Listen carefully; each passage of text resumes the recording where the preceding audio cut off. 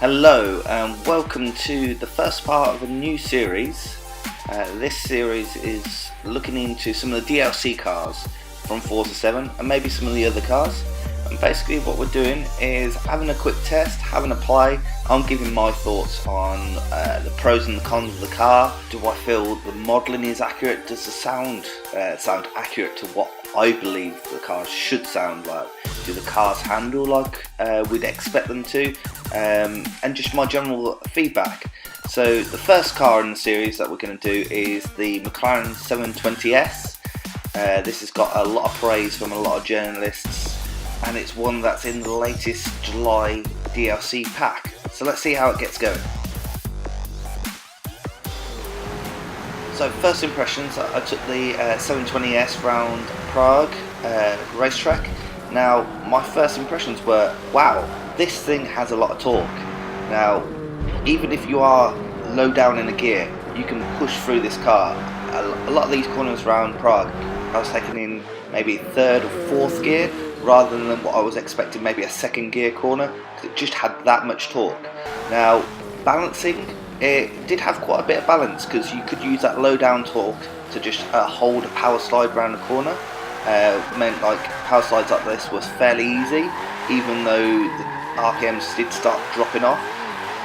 But it could be a little bit snappy if you did get on the power and also got that surge of torque that this engine can give. Now also that torque did bring great speed. I found this car just wanted to gain speed all the time.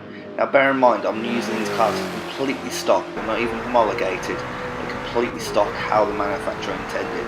And I was seeing some figures speed up quickly on that speedo. It did have some great straight line speed. Going through some of these longer corners, as you can see in third gear here, it did have a little bit of understeer, but it wasn't too aggressive. I suppose that's to be expected with a mid-engine car.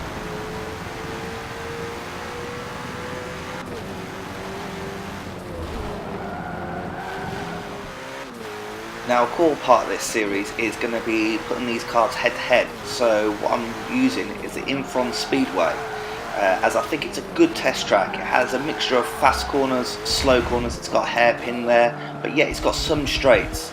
So the idea is this is not going to be a course that's going to punish a power car, but then it's not going to punish a car that doesn't have power. It's kind of going to have a mix of everything. So this is a test track that we're using, and yeah, as you can see on the screen, we've got my fastest lap. What I've set for the rules of this is we've got 3 laps to set the fastest lap. So potentially a car that is quite hard to control potentially won't get a good lap time, and that's going to be factored in because it's got to be a car that we can get in and go fast relatively quickly. As you can see, we've only got 3 laps. This fastest lap was actually set on the second lap. It's a track that this McLaren 720S seemed to impress me at. One thing that I did notice about the model was the active rear wing that you see that comes up under acceleration braking. It didn't seem to be as active as I've seen it on videos of the real car, so maybe that's something that Turn 10 couldn't quite recreate. As for the sound, I thought it sounded really good. It's got that McLaren turbo. It's a bit hard to explain, but it's like the sound of rushing air as that air has been forced into the V8 engine. So coming around the last corner, as you can see, it's fairly neat and tidy lap. A couple of places we had to short shift, but again, this is no problem with this car because it's just got that low down torque. It does seem to be a little bit top end. It seems to be these turbos are running out of puff, but going across the line, it actually set pretty decent time, I think, 1:36.9.